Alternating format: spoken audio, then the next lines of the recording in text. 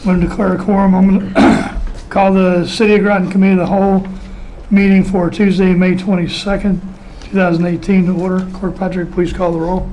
Present are Mayor Keith Hedrick, Deputy Mayor Lawrence Garish, Councilors Joe Rusk, Stephen Sheffield, Guinevere Depot, Rashad Carter, Finance Director Ron Uhas, Clerk Deborah Patrick. Thank you. Our first referral is under appointments. It's for Edward Sargent as the Deputy Fire Chief. We'll turn the podium over to Chief Dulia. Thank you, Mayor. There's a little button.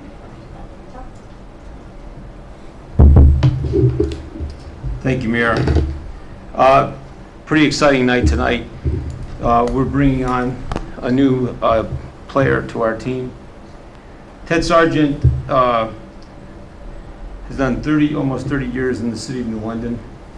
He started out as a firefighter EMT, worked his way up through fire lieutenant, battalion chief, and then also worked as a deputy fire marshal there, and then also for the town of East Lyme. We have a couple of chiefs and fire marshals in the room tonight. Chief Winsky's here. Fire marshal retired from the fire marshal from East Lyme is here as well. I don't think I missed any other chiefs. We have battalion chiefs, officers, deputy fire marshals, you see in London's here, just a ton of folks in support. Just to speak briefly about the process, the council has heard this, just so the public knows. This process started quite some time ago. There was 4 different parts to it. We narrowed the field down to 3 candidates. Then those 3 candidates were put through a rigorous half-day session where they had to do multiple tasks in a limited time. It was a very tight competition, but when we looked at the complete package and the needs of the city, which is our #1 goal, Ted rose to the top. We're very fortunate that he was at a time in his life where he could leave the city of New London and come on over to us. He's got a ton of classes, a ton of certifications. I'm not going to read them all as I normally would. We're just excited that he's coming here. Just also here tonight is his dad and mom, Ken and Sally. Also, his mother-in-law, Jean Brand, is here. And then, of course, his wife, Lisa, and then the kids, Megan, Sarah, Emily, and Kevin. Very excited you were able to come here tonight. So at this point, what I'd like to do is ask the city clerk to come up and have Ted come up and give him the oath of office. Okay. This is all about you. So. We're going to have you facing the camera, please. And you'll raise your right hand.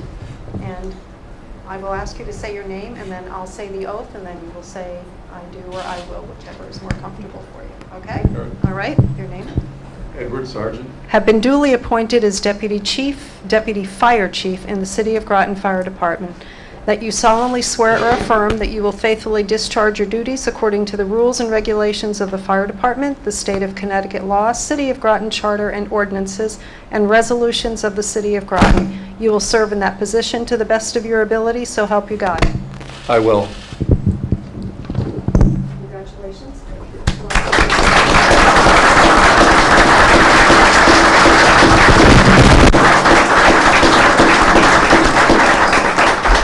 Lisa, if you come on up. Again, family, help yourself to the pictures.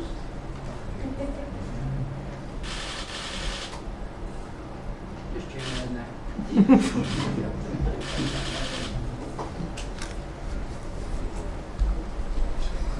The podium is yours. Thank you.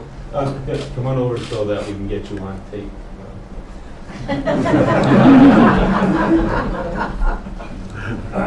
Thank you, everyone that's here. I don't have a prepared speech, sorry. There's a million people I can thank for helping me get to this position I am today. A lot of you in the room here today. I appreciate everyone that's here. To the Firefighters and officers of the city of Groton, I look forward to joining your team. I feel fully prepared, ready to work, starting tomorrow, actually. So everyone from London, it was a great career. I have a lot of great memories from there, and I think I learned a lot that will help me further in my career. If someone had told me 6 months ago that I'd be standing up here, I would have said they're crazy. I honestly didn't envision this happening. Things happen for whatever reason. And I'm very honored to be here today. Again, I have to thank my family. Lisa, Megan, Sarah, Emily, Kevin, and my new son-in-law, Nick. My parents, my mother-in-law. So without my family, I would never be here. My family always comes first. The fire department is very important to me, but my family will always come first. So again, thank you to everyone that helped me get to this point.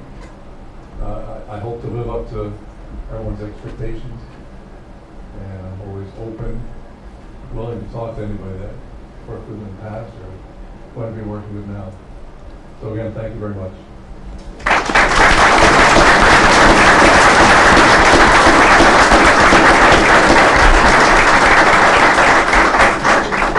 And I'd like to welcome your family to our family.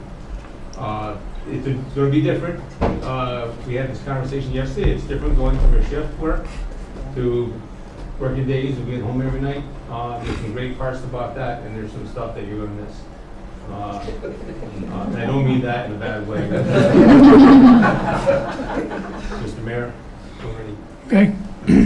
Congratulations on your promotion, your selection. And with that, we will recess for 5 minutes so that you can go have cake. We have cake out. Where's Nick? Where is it? right out by the coffee room. Okay, we have cake out by the coffee room. So Thank you. we're recessed.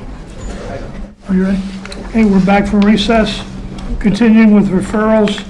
Number one, there's an appointment for Andre Bumgarner.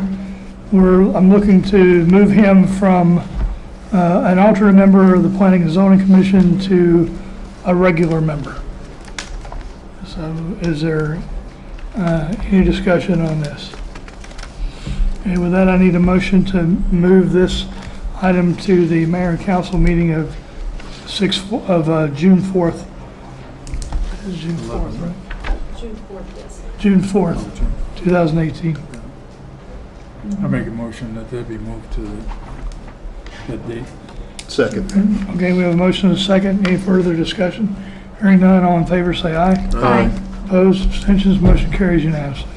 The next thing we're going to go to is item 697, which is the mobility material for Eastern Point Beach. And with that, Joanne, I'll bring you can come to the podium. And if you could introduce yourself. Hello, everybody. My name is Joanne Donald, a representative of the Groton Elks, and I'm here to talk about this mobile mat recreational pathway. Can I pass these out just so you have an idea what I'm talking about? Yes.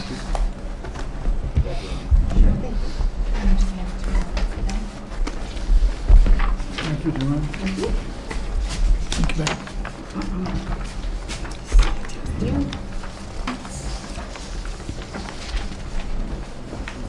Thank you.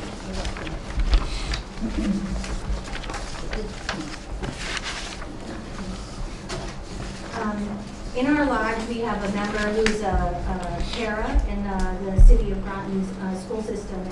And in the past year, she went with a bus trip with a group of special needs children in the system. And some of them were wheelchair bound and they could not access the beach. And she came to our lodge and asked if we could see about doing anything about that. And we have access to some grant funds that we can request, and I requested funding from our national foundation. Been granted $2,500 towards the purchase of a accessibility pathway. And it's basically a environmentally friendly recycled plastic reusable mat that can be rolled across the beach. from the sidewalk to the one that we're going to plan to purchase is 50 feet long onto the beach so that people in wheelchairs can access the beach and get closer to the water. People with strollers, people who have disability or issues with walking on sand, because it should be a smoother surface, and it allows more ready access to the beach. So we would like to propose to purchase this for use at Eastern Point Beach. Okay, and I think what you're looking for is we purchase it and then you reimburse us? Right, we'll have the funds. Okay. So, and I think this was in your packet, the invoice, or not not the invoice, but the, I did have an estimate, but. yeah, that's what we have Did I here. have enough? Yeah, We have an estimate of $2,293.25. Yes, so the other, the last little bit of money, and we're gonna hopefully add a few $100s more there. This company allows, they have something called an ad mat, which is an extra 5 feet section that allows us to identify the donation by the Groton Elks Lodge in conjunction with the city of Groton. That, allows some recognition of the donation. Sure. So that'll help us use up our funds, and the Elks will, pony up a few extra $100 to cover the full cost of everything. Sure. Any questions for Joanne? Is it? Councilor Rusk. First of all, I think this is a fantastic idea. Thank you so much for funding this. Do we need to do anything at the beach to make it accessible from the concrete to the beach? I feel like we really run today. It just requires a little bit of buildup of sand to even out the beginning. But the mat itself comes with anchors and connections to allow everything to connect so it is stabilized at the beginning. We do have a ramp, a concrete ramp, and at the area where it steps off, we can build up the sand there so that this could be used. And you can come at it from sideways, meaning parallel to the water, or you can come off the back part. There's a couple accesses that would take you straight in towards the water at a perpendicular angle to the water. And it can be rolled up and reused, and it can be stored from year to year. I guess my other question is, who is responsible for it? Has Mary is Mary Ma- approving That's my this? question, too. Mary agrees with this project, Okay. and she's embraced it, and she's worked with Joanne on the specs, and so she knows this is coming to the council.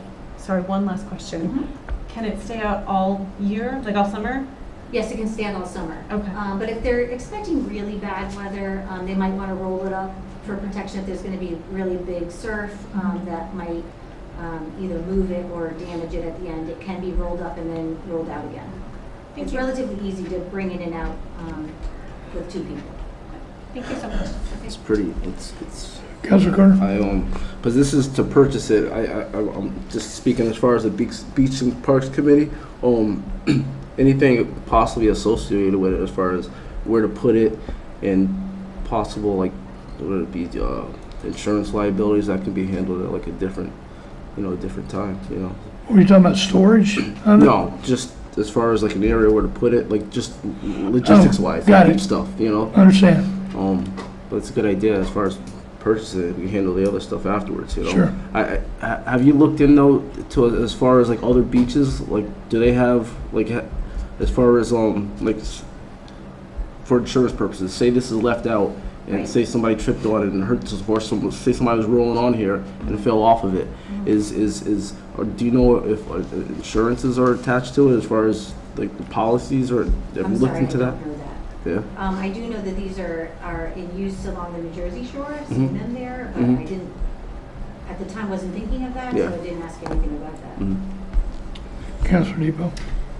I would imagine the risk is probably pretty low, but is this something that maybe before we actually install it, that we could just get clarification from the insurance agent? We can, and I'm pretty sure, without talking to them, but I definitely obviously will follow up with them, that we'd be immune based on it being a recreational facility Right. and recreational activity like the ball fields at Washington Park and those type of things. So, but I will follow up. You had a comment, Councilor Sheffield? Yes, my question was the logistics of the mat itself. Will it impede other beachgoers as far as, access? No, it can be Okay. freely Okay. walked across or from any direction. Okay. Any other questions? That's good. Then I'll take a motion to move this to the mayor and council meeting of June 4th. I'll make a motion Oh. that it be moved. Were we gonna? What you're gonna be making the motion on is accepting the grant, Right. Right, because then the purchase will go through the normal policy. So that's what the resolution will be, for accepting the grant. right. And for this specific purpose, Accepting their grant. right from the Groton House, and then for this purpose. Right, So I made a motion that be moved to the next council meeting. okay. I'll second it. And we have a second. A motion and a second. Is there any further discussion? Hearing none, all in favor say aye. Aye. Opposed, abstention, motion carries unanimously. Thank you, Joanne. Thank you. Thank you. Another nice thing done by the Groton Elks. Kudos.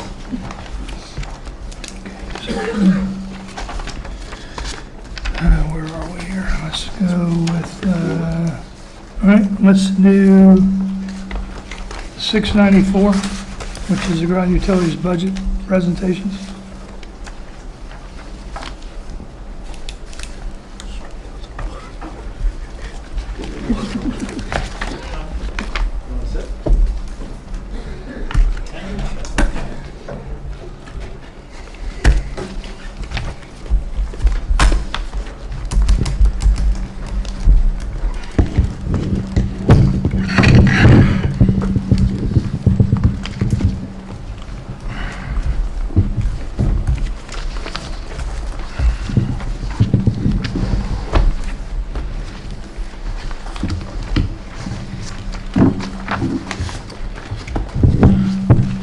Okay. My name is David Collard. I'm the General Manager of Utility Finance for Groton Utilities. And I'm here to present to you the Water, Electric, and Sewer Division budgets, which were approved by the Groton Utilities Commission on April 24th. I'm assuming that you all have a complete package that was submitted to them and have had the chance to look through it. Excuse me. We presented to you this evening my talking points, so I'm not going to get too into the details because you've had the complete budget, but this is an outline of how we'll proceed through the discussion. And if you have any questions along the way or anything you picked up on when you were looking through the budget and would like us to answer them, please don't hesitate to speak up at any time. So this is a new budget for 2019. And I guess I might say it's also a new Groton Utilities because now it is 3 divisions, water, electric, and sewer, and not 2 divisions. So this budget presentation that you have, we're going to talk about the budget drivers, the revenue, the operating expenses, the capital projects, and cash flow.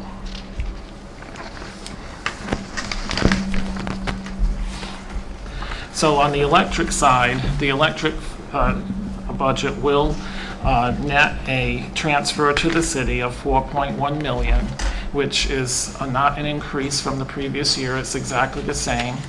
It follows the requirements of the formula to provide the return to the city from the electric divisions that's established by the city. We also, the electric division also provides additional cash and non-cash contributions of $2.2 million for a total benefit to the city by Groton Utilities Electric Division of $6.3 million. The details of what those non-cash and other cash amounts are in the budget listed on probably the 3rd or 4th page, and they're itemized in the budget itself. Now on each page as we flip, we'll stop for half a second, see if we have any questions related to that subject, that manner, or So, may I ask a question, please? So it's on page 6 of the electric division. Yes, Contributions to the city of Groton. yes, So we have rent, yes. free electric, free water, free sewer. Can we go through who benefits from those services? And what does City Day Electric and City Day Water and Sewer mean? City. Oh, City Day, the City Day. Yes, Okay, yes, I'm sorry, that's I'm there. what's spent on the city day. I was like, Well, there's So- the rent. The rent is for this building. Right. It's divided between the 3 divisions. And there's free electricity and free water, and there'll be free sewer with the new sewer division for this building. for this building. Right, Okay. and there are other free electric accounts of which I can't really tell you all how many of them there are, because there are quite a few that are all city electric services. The gravel sales, that's the estimate of what we were getting for gravel sales, but it was determined that the city gets it now instead of the utility. Instead of the water, it would have been the water division that would have gotten the gravel sales. City Day is the amount that we budget to fund and spend on the City Day celebration in August. Concerts in the park, water and electric. Our PR department, which is part of customer service, funds contributions to the concerts in the park, and that department is separated 50-50 between water and electric. The rent on the watershed property, that's $10,000 a year, and it's historical. The safety program, excuse me, that we put on, that gets put on between the entire entity, gets divided up between water, electric, and the sewer, and that is the portion, if you added those 3 up together, that is the portion, the cost of the city's component of the safety program. Okay. The building and maintenance allocation, these are the people that clean the building and carrier service and so on, and that's divided up in that manner. The accounting, this is from the finance department, the accounting and the finance department services, that's divided between all 3 entities now, where they used to be divided between the 2 entities, and that's for accounting. And we have 100% of a utility accountant in that office. It's for paying the payroll, cutting the checks, doing all of the finance work that the finance director does for us. HR, that's 50%, my understanding, 50% of the HR department. IT support and IT capital projects for the city, and those are based on users. And the IT capital projects are directly projects that, and if you look in the budget on the page where it says capital projects, you will see a list of the capital projects. So that's 2.9, 2.2 total. Thank you.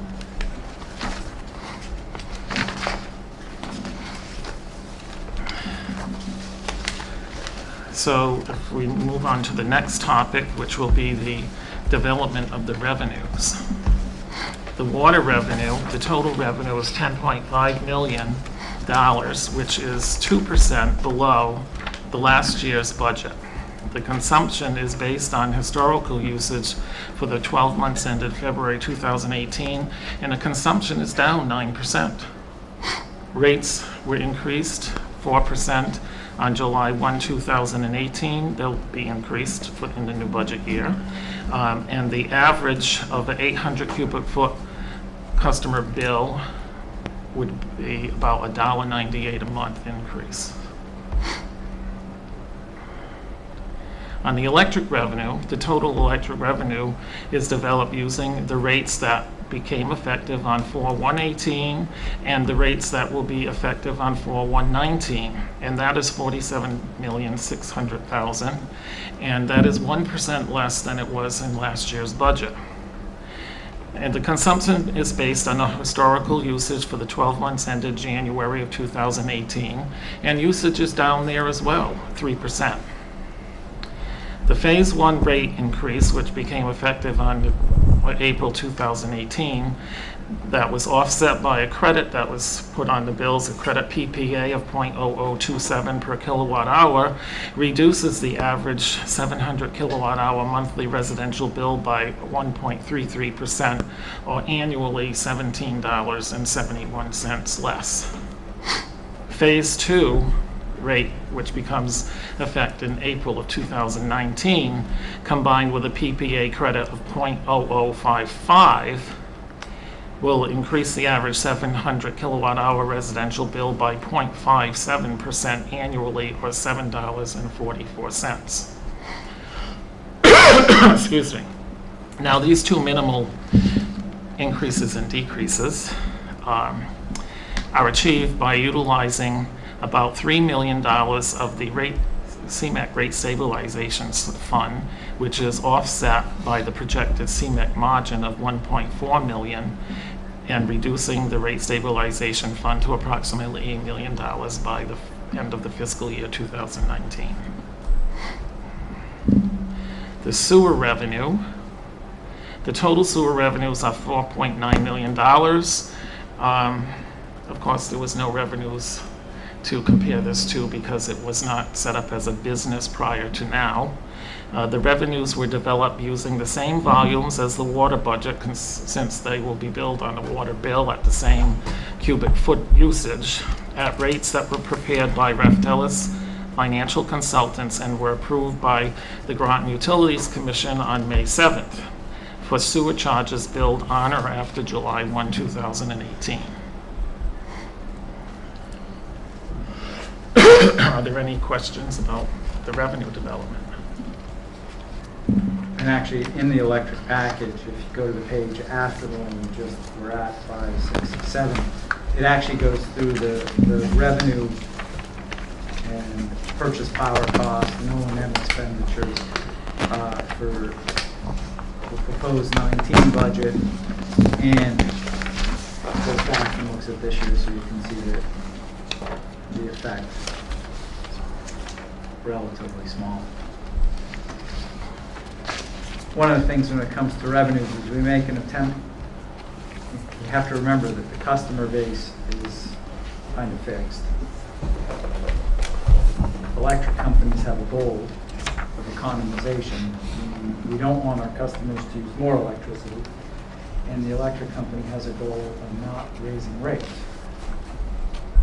So, the two major goals, we intend to keep revenues as low as possible.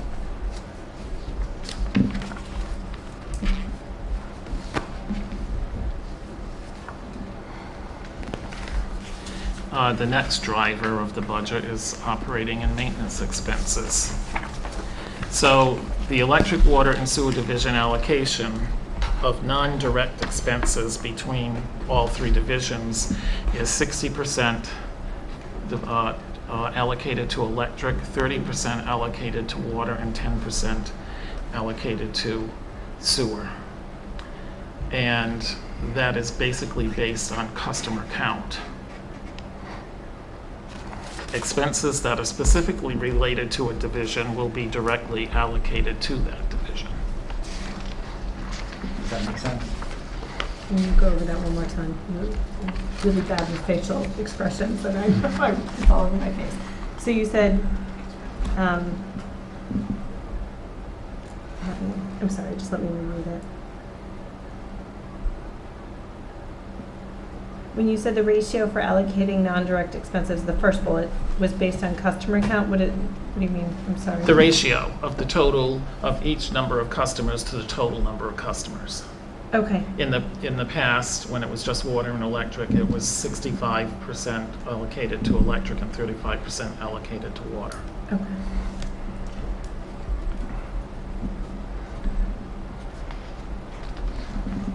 And of course, all the expenses that are directly related to the particular division, say for instance, employee benefits and things like that, that are specific to the employee count and head count, will all be charged directly to that division. And do you have any employees that go to multiple divisions? So do you have certain employees that get paid out of multiple, like a Yes. certain percentage out of each? Yes, Okay. we do. We have our administration department, which I'm part of and he's part of, our customer service department, our IT department. Those are all divided up by the 3 percentages and separated between the 3. And key accounts. Our key accounts people are the same. They're part of the customer service department. Okay, thank you.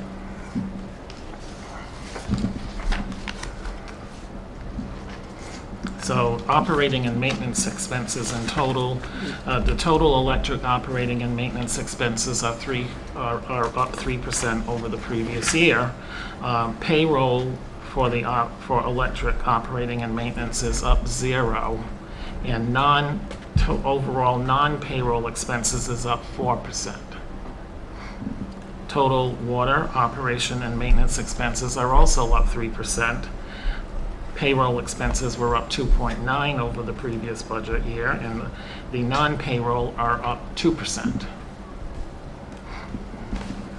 And of course, for the sewer operation and maintenance expense, the total of the operating and maintenance expense is $2.5 million. Overall, the payroll expense is $1 million, and overall, the non-payroll expense is $1.5 million. I do not compare them to anything that happened before today because they did not exist as a separate entity and a separate business to be run in that manner. So I'm not comparing them to whatever they might have had as expenses previously. Yes. For payroll for the 3 of them, have we had to increase those employees that share like customer service and all of that? Have we had to increase that expense because of taking on the sewer?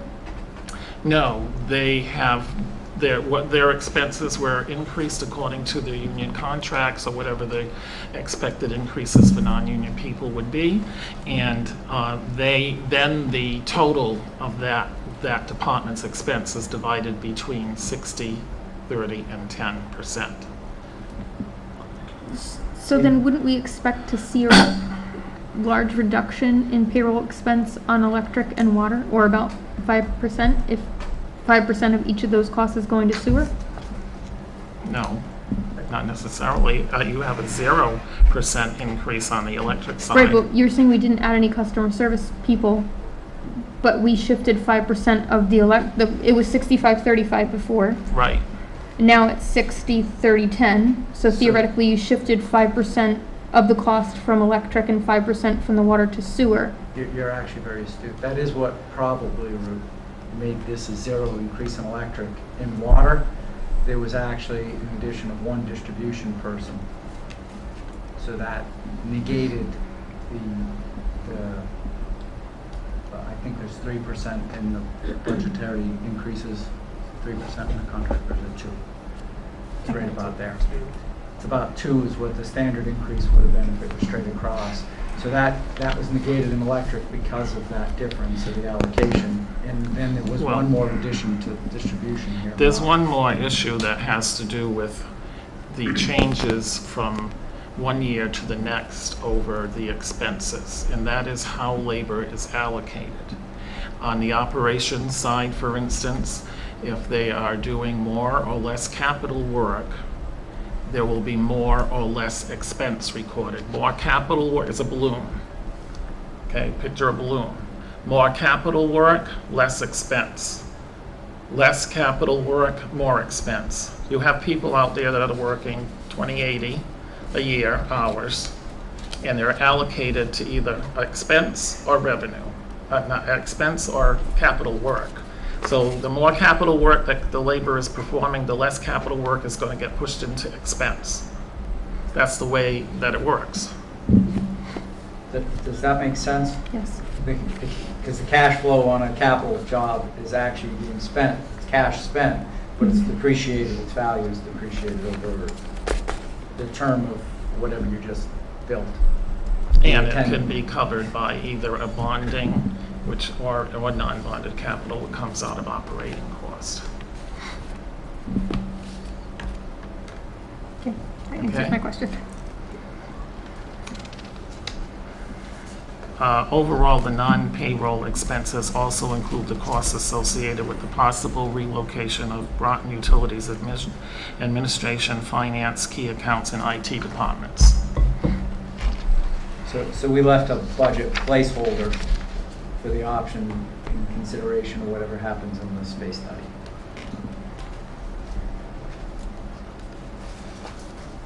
Sorry, and that's spread across non-payroll expenses for all three. Right.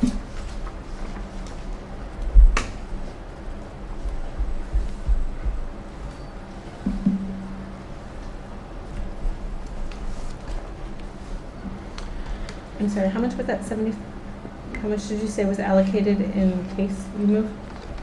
There's a rent expense of 75,000 that's included in there, and other expenses for moving.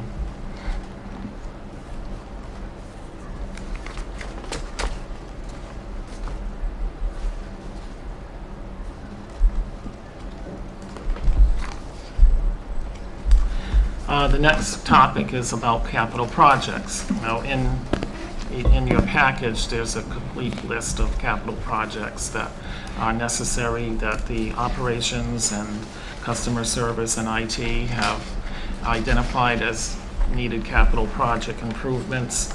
The electric division has on their schedule for work for next year $3.7 million worth of bonded projects. That's projects that's already been approved in an existing bond fund and money's taken down for and will be spent on that project, those projects. Non-bonded capital projects of about $1.4 million, and the IT and customer care has about $370,000 of capital projects allocated to the electric division. The water division has bonded capital projects of $665,000 and non-bonded capital operation projects of $4.2 million. Now, this does not include anything to do with the rebuild of the water treatment plant. That is being funded through their state revolving loan, and I have not included that in here at all because that's money in, money out. The IT and the customer care portion of that's being allocated to water is $185,000, and the sewer division has bonded projects of $428,000. I believe there's a project that has been started and bonded, and that will get finished, excuse me, in the first year of their operations. And then there's non-bonded planned projects for $909,000 that will come out of the cash operations, and then there is the allocation of $59,000 for the IT and customer care capital projects to the sewer division. I'm sorry, can we go back one? Sure. We just talked about rent at $75,000 possibly for another location. Currently you pay $114,000, am I right? Yep. Where would that go? Where would what go? So there's already rent being paid now. Yes. Would that rent still be being paid plus the $75,000? To be determined. So we really don't know. Well, okay. We don't know that anybody's moving anywhere. And then, so we've got kind of this limbo money.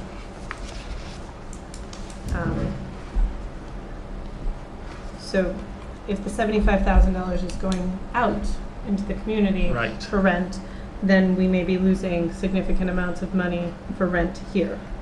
That's not for me to determine.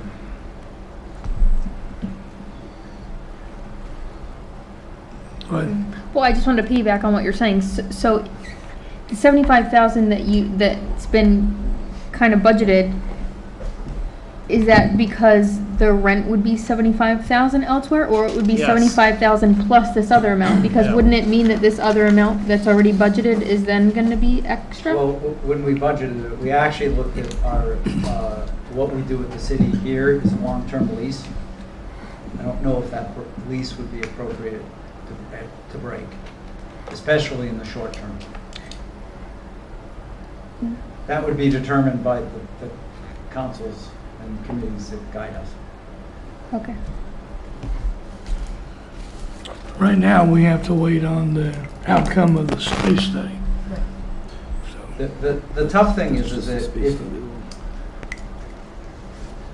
sorry, I didn't talk over you. But the tough thing is that if you're trying to think about what you might do in the future, in the upcoming year, if you don't actually put placeholders in the budget to do it, it's almost impossible to execute. So it's better to just put it into a plan and not execute it so that you have options to open, which could open different doors. You never know what the doors are, than not actually plan on doing anything. So the thing is, well, geez, is there a chance this will happen? Should it be budgeted or not? We actually moved, instead of moving and doing changes in operations, the money would have been earmarked to changes in operations on the older side, the electric side. We held up on that, and we moved the money over here to fund this with a placeholder there. So, you know, it allows people time to think, and it gives options. That's all. We're a lease agreement to get signed. It's going to come to the Utility Commission in a year, and it's a long ways from that, probably, at this point. Councilor Carter, do you have anything else on this? No, I'm all set. Okay. David, please continue. So now we'll talk about operating earnings and net cash flow and how that comes together. The electric division, of course, you realize that we had a cost of service study, we had rate redesigns, we had rate increases that started in April 1st. We imposed a credit purchase power adjustment, which offset the increases.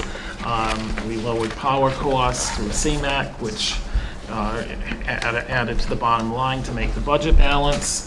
And so the proposed 2019 operating earnings is $4.6 million. The cost of service, the analysis that was done, targeted that the earnings in the first year should be $5.3 million.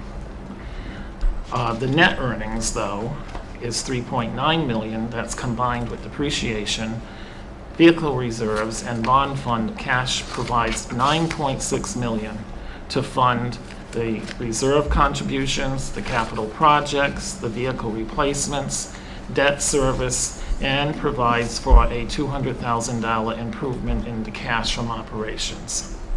So when all is said and done, and we look at the cash balances that are projected for the fiscal year end, the proposed budget proposes a cash balance of $17.8 million, and the cost of service target for the fiscal year end cash balance is $18 million, and I think that's pretty darn close.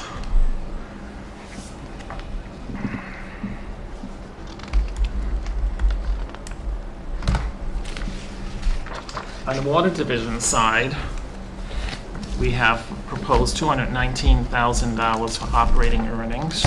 For 2019, $298,000.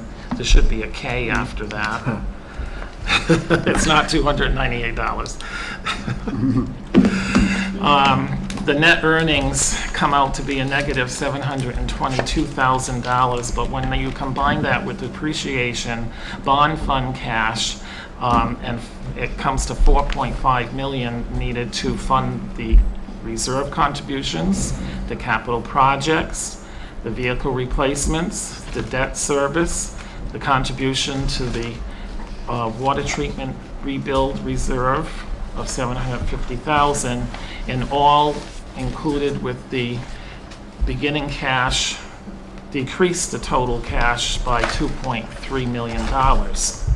So at the end of the fiscal year 2019, total cash is $9.9 million, and the proposed unrestricted cash balance would be $6 million. So the difference between those two is really where your rate stabilization, not rate stabilization, that's electric. Your water treatment plant rebuild money and other restricted funds that you have for certain types of maintenance sit in between the 6 and the 9.9 million.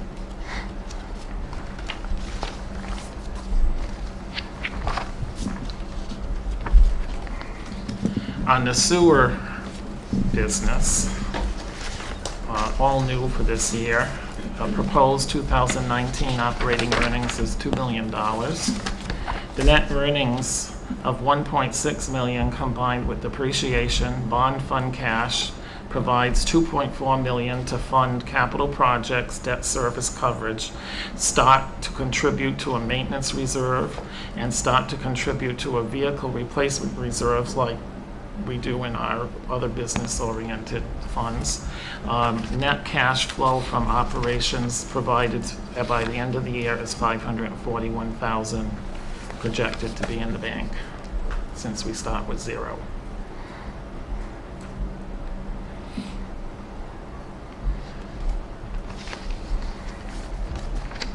And that's pretty much per the plan that Grafton has given us that cost.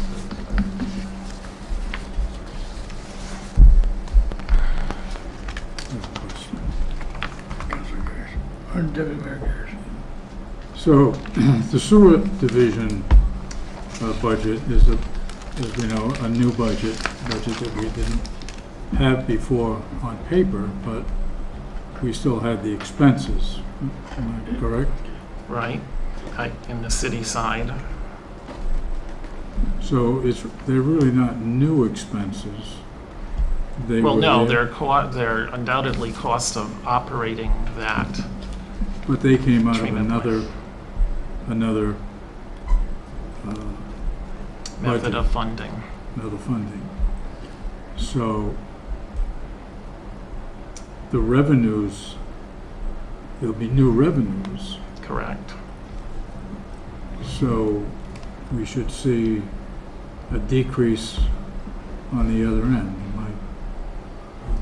That would Looking be at what that one would correctly. assume, but I have no control, or that's not my area. That's the city's accounting side, which I am not involved in.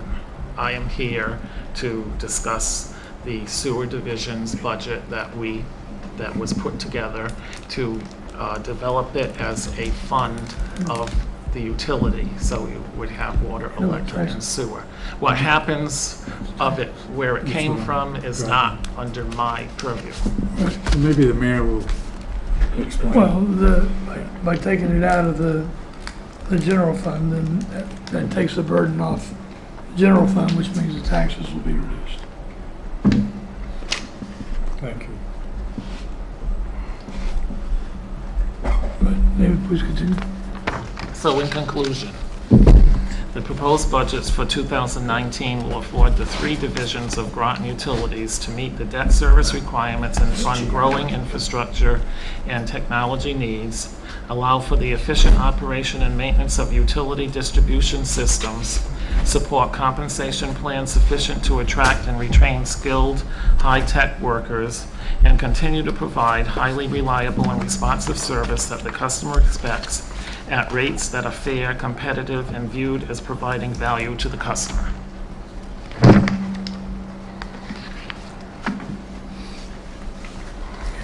Questions or comments from the council?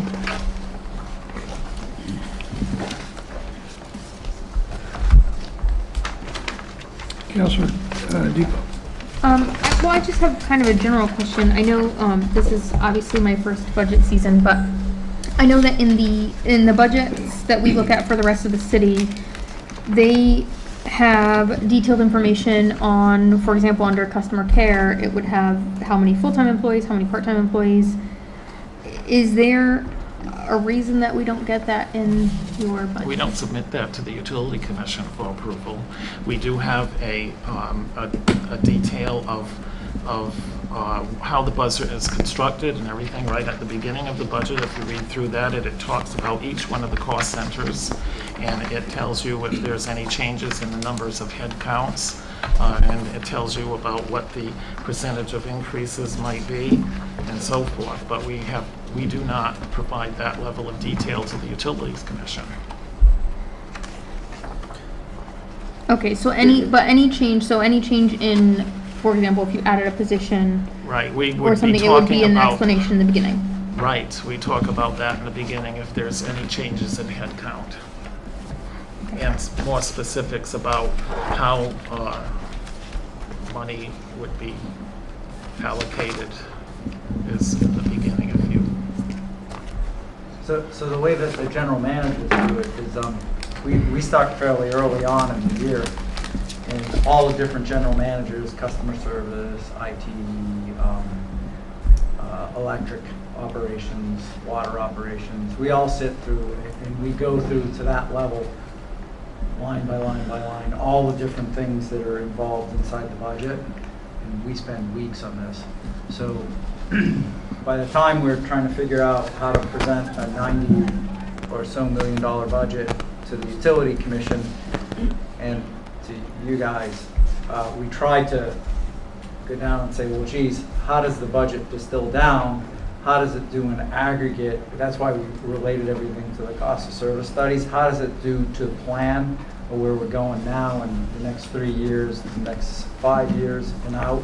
How does it fit that plan? And then how does it fit the changes from where we are today? So that's the way we come up with these budget packages. And then I know mine has a comments on that to go into a little bit more depth. Say, well, geez, this is how we're operating today. Did we go up? Yep, we went up one person in distribution group in the water. You know, and it's all in the commentary there, all the changes. In the future, I mean, if we want to figure out another way to deal with it, that's, you know, we can do a lot. And also, it may actually be good to actually partner with you guys a little bit at times and bring you into the utility to sit down and actually show you different things and teach you more over time. We haven't historically done that yet. I think it would be a great thing to do. There's not always a lot of time for everybody to do things like that, but that would actually allow you to see what's going on. When you see the list of capital projects, I mean, we're spending tens of millions of dollars in capital upgrades and capital projects with not a lot of people driving it. It's really a pretty cool operation when you get the magnitude of what's going on. But that is what keeps the poles renewed and all that kind of stuff. So there are details to the level that you talk about. And to talk, even the Utility Commission through those details, maybe they understand it a little bit more. You don't request it for that reason. I'm not sure. But we can always answer specific questions here, and then we can create more learnings as we go forward too. Okay. Councilor Russ? Can we go over something in the Water Division budget summary? It says page 2 on the bottom, but it is after the introduction. Then there's the graph page, and then there's the Water Department budget sheet, and then the next page. Yep. I'm sorry, page 2 after that. So we're looking at operating earnings. I feel like I'm shouting these things. At the very bottom of the page, it has total operating expenses and operating earnings. And for 2016, 2017, 2018, there's a significant amount more than 2018 budget approved, and then 2019 is only $298,000. Why such a huge decrease between, 2017 and 2019? And even Well, total 2018. revenue was down by $213,000 for one thing. Total revenue was Total down? revenue, top line. I'm sorry. Oh, here we go. Operating and maintenance expenses are up $226,000, of which $108,000 is related to labor. And you can see the breakdown between operations, customer care, information technologies, and administration. And again, what I talked about before earlier was that bubble of where capital is being spent and where expense is being spent labor-wise. Because you have your workforce in place. They're going to either do capital or they're going to do expense. One being higher does not mean that somebody got a 7% increase. And there's also another individual in there. If you refer to the monologue at the beginning, it explains why that is.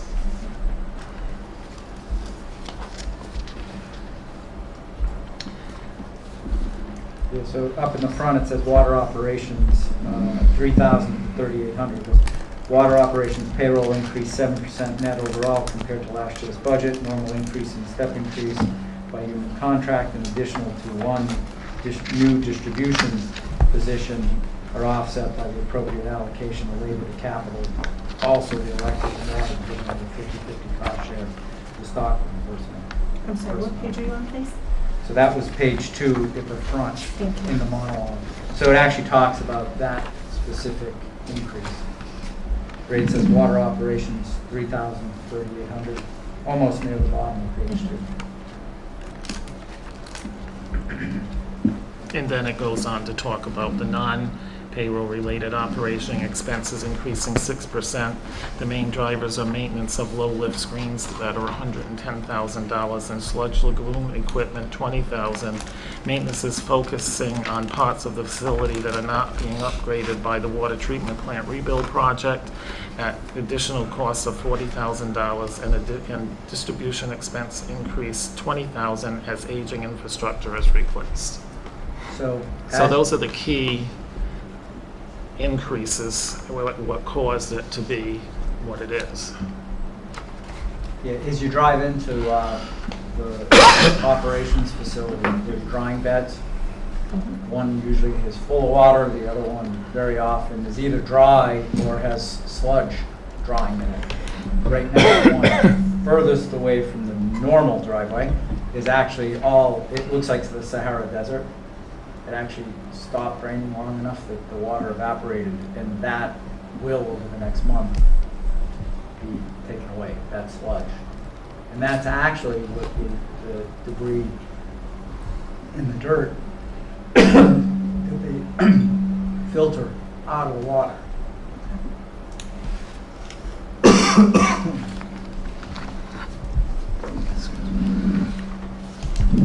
Any other questions?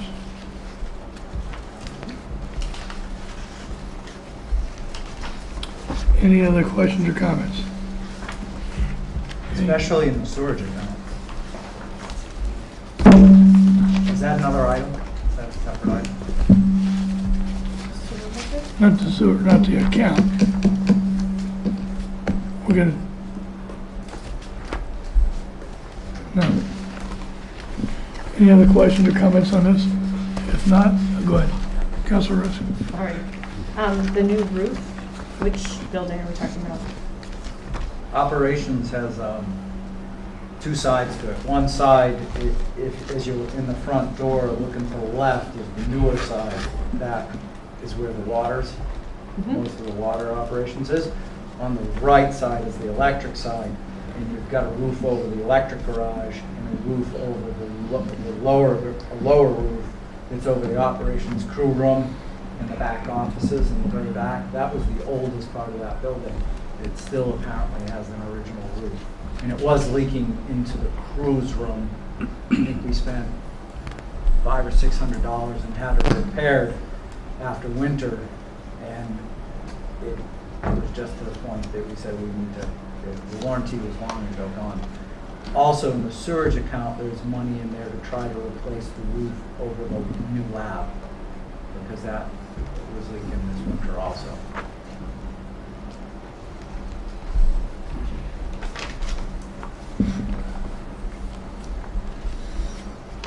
Any other questions or comments? On that, I'll take a motion to move this to the mayor and council meeting of 18 June. So moved. Second. Okay, we have a motion and a second. Any further discussion? Hearing none, all in favor say aye. Aye. Opposed, abstention, motion carries unanimously. Okay, thank you both.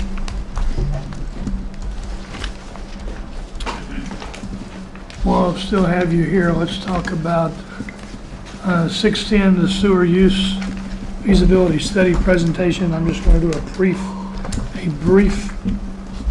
discussion on that.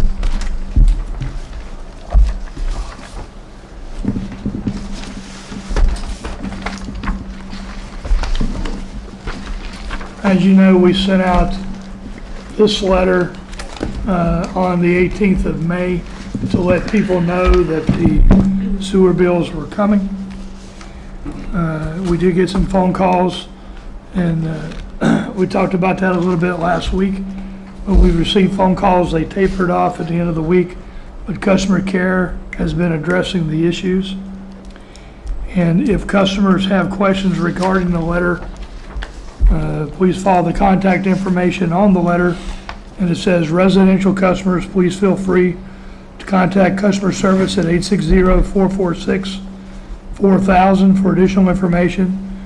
Business and multi-dwelling unit customers, please feel free to contact either Tina at 860-446-4006 or Regina Rush at 860-446-4007 to speak with them directly or set up a meeting.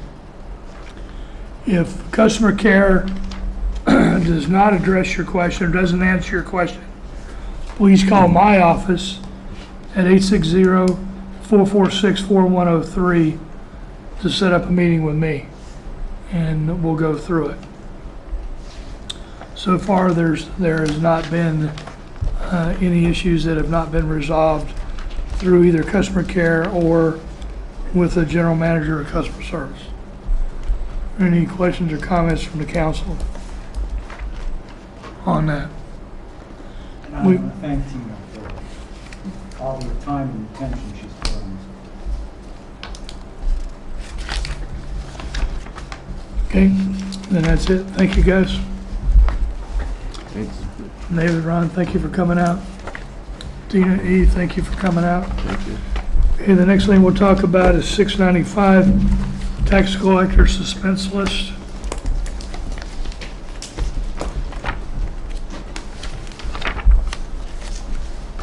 And with that, I'll turn it over to Ron.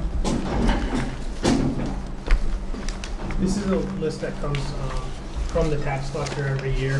They go through the unpaid taxes.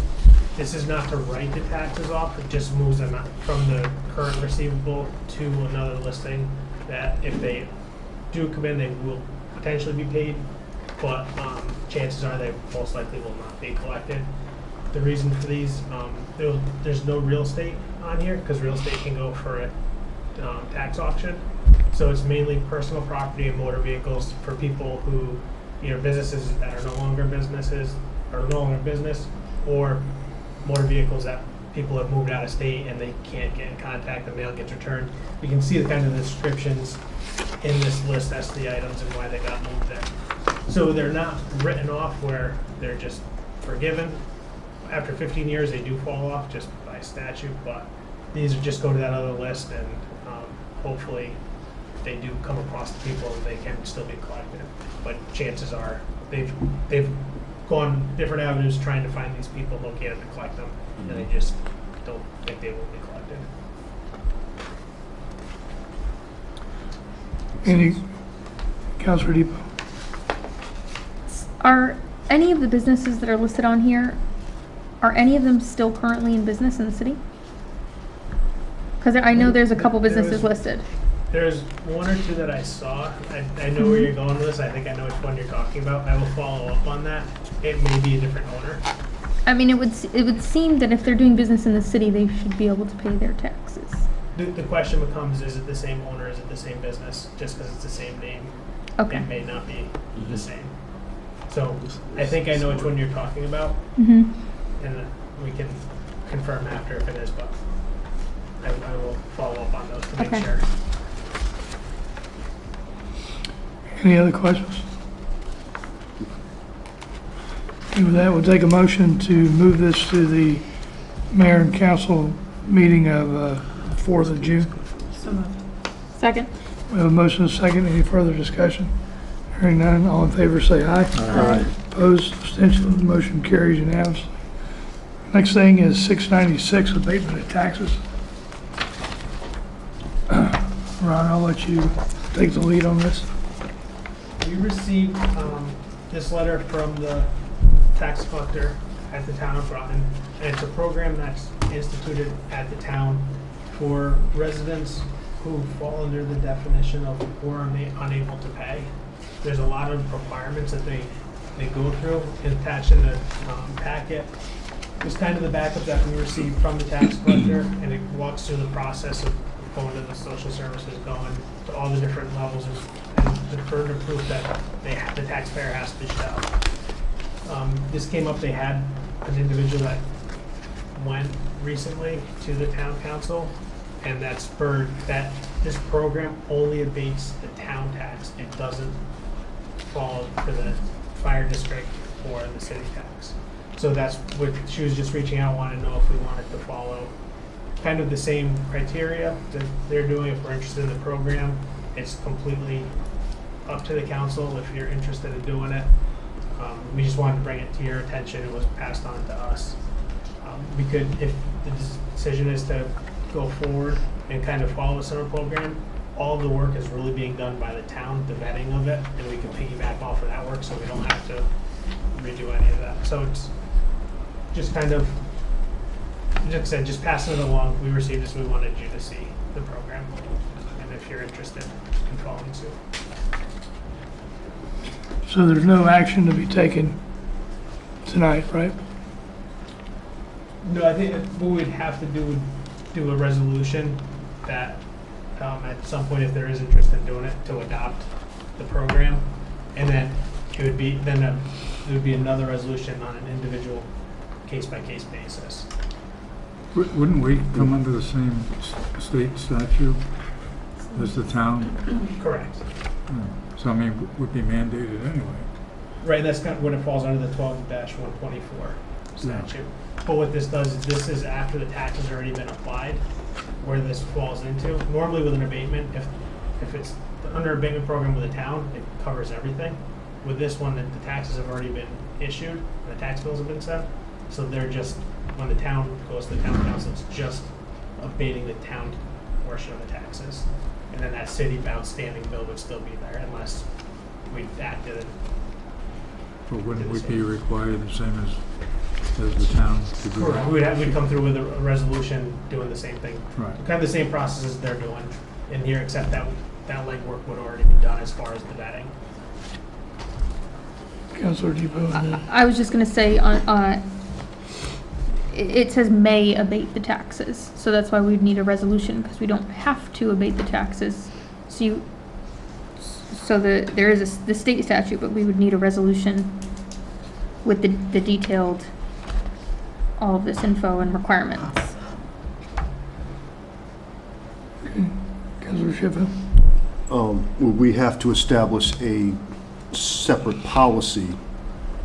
So would we have to draft something, or are we going to go strictly by, again, either through state statute or what the town has done? That's up to the council. That's why we're bringing it to you. Well, that's why we're saying. Is what is it you want to do? I mean, we could go through and try to develop policies, but there's policies that the town's already using. Basically, they would already have vetted them and said, we're going to apply it to the town taxes.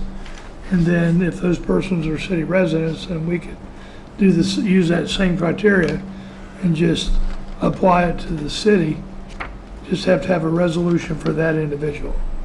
Councilor Depot. I just would like to add that I did read this whole thing, and it's very comprehensive, and I don't know that we would need to add anything to it, and anyone who's willing to go through this much paperwork and the requirements of this, I would imagine that they would probably qualify for some mercy. They have to list every single expense of their, it's very, very comprehensive. So I think it's at least a good idea to consider it, I think. So do we need to move this to the next, or do we just need a consensus? Right now, there's really, no, actually, I think what the recommendation would be is that we do adopt a procedure similar to what the town did back in February 5th of 2002, if that is the direction we want to go. Approve the policy, which can probably mirror a lot of the same policy, which is included in that packet. And then, once that policy is approved, then you would, again, have the resolution for each individual case-by-case basis when or if it did ever come before you. Is that where the council wants to go? Okay, then that's what we'll do. So I guess there's no action. I guess what I would recommend is that the next committee of the whole, we come back with a procedure for review, and then we can move forward with that. There is no rush at this point. There isn't anybody that's in the city that I'm aware of that's in. I'm sorry, Councilor Russ. Do we know how many people have used this policy in the town over the years? I can ask the question. I'm only aware of one that just recently went for two years. I believe is what the resolution had. But I can find out how many have applied.